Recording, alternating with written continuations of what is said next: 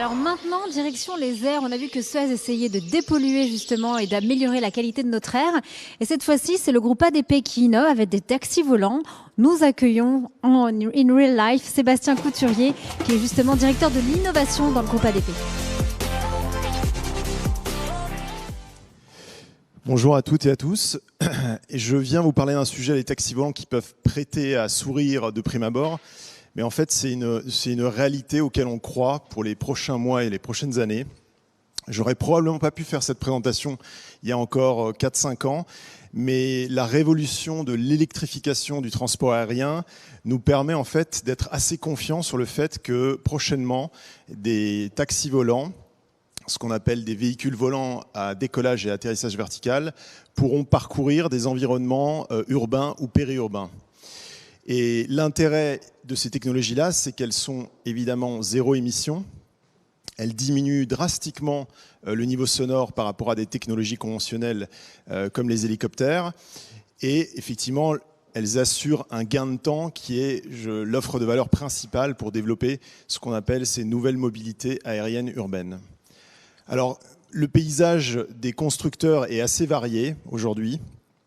Je vous ai présenté quelques exemples à l'écran de constructeurs. Alors, il y a soit des grands groupes comme Airbus, soit des startups comme Volocopter qui se positionnent sur ce secteur-là. Et vous voyez des conceptions absolument différentes d'un véhicule à l'autre. Certains ressemblent à des petits avions, d'autres sont plus proches d'hélicoptères multirotors. En tout cas, le message à faire passer, c'est qu'il y a une vraie compétition internationale au niveau des constructeurs pour se positionner sur ce secteur-là.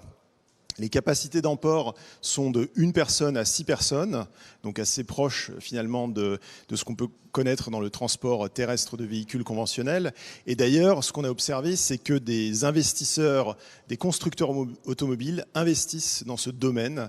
Et notamment l'image que vous avez de Joby Aviation, on a été vraiment étonné de constater que le groupe Toyota avait investi plus de 300 millions de dollars dans le tour d'investissement de cette société américaine. Alors comment on va y arriver à développer cette nouvelle mobilité aérienne? Il y a énormément d'enjeux, comme vous l'imaginez. D'ailleurs, par moments, on se sent un peu comme ce qu'ont pu vivre peut-être nos ancêtres, les pionniers de l'aviation. Et on vous a présenté à l'écran les 5 briques, plutôt les 4 composantes de cette nouvelle mobilité. Là, à commencer par les constructeurs de véhicules, j'en ai parlé. Ensuite, il y a évidemment les enjeux d'infrastructure. Et c'est là où le partenariat qu'on a développé avec la région Île-de-France, au travers de son agence de l'innovation Choose by Region et le groupe RATP fait sens, puisque l'idée c'est de mutualiser nos expertises, nos territoires et nos assets physiques, à la fois en ville pour la RATP et au niveau des aéroports pour ce qui est du groupe ADP qui gère l'ensemble des aéroports et aérodromes en Île-de-France. Et donc, il va falloir développer également une offre de service aux passagers. Comment va fonctionner le parcours passager? Comment va-t-on se déplacer sur une infrastructure qu'on appelle vertiport? Comment ça va fonctionner pour les bagages? Comment on va pouvoir les transporter? Quel sera votre parcours? Quels seront les enjeux de sécurité et de sûreté? Tout ça, c'est encore des champs qui sont devant nous à explorer. Et puis évidemment, tous les enjeux autour du contrôle aérien, puisqu'il faut que ce soit un environnement aérien sécurisé. On parle d'une zone qui est comprise entre 0 et à peu près 500 mètres d'altitude. Et il va falloir inventer des nouvelles règles de l'air qui soient compatibles avec les enjeux de sûreté et de sécurité. Pour ce qui est de la feuille de route, voilà ce qu'on s'est fixé. Alors c'est ambitieux. L'idée, c'est de commencer des opérations physiques à partir du printemps prochain dans ce qu'on a appelé le Sandbox, qui est en fait l'aérodrome de Pontoise et qui nous permet d'avoir une infrastructure, un véritable living lab en Île-de-France où on pourra faire évoluer les premiers véhicules à partir du printemps prochain. Donc ça veut dire des tests au sol, des tests de batterie, des premiers tours de piste, etc. etc. Je pense qu'il est hyper important de pouvoir tester, mesurer les performances, le niveau sonore. Les gens ont besoin de comprendre. Et en fait, cet environnement, cet aérodrome, il va nous servir aussi comme un living lab, je dirais, sur le plan de l'acceptabilité. Parce qu'évidemment, il y a énormément d'enjeux d'acceptabilité, de pédagogie à faire. Finalement, quels seront les cas d'usage?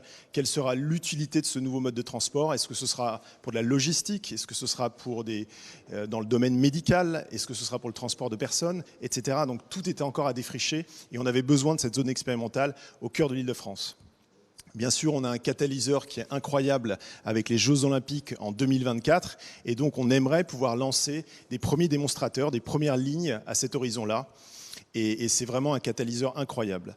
Et puis après, développer un marché, ce sera probablement à partir de 2028-2030, où on pourrait imaginer d'industrialiser le service avec différents points reliés en Île-de-France.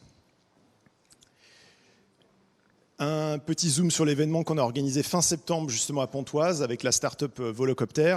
Simplement pour vous signaler que voilà, vous avez la conception d'un véhicule à 18 rotors qui est en phase de certification auprès de l'agence qui certifie ce type de véhicule au niveau de l'Union européenne qui s'appelle l'EASA. Donc c'est un acteur crédible.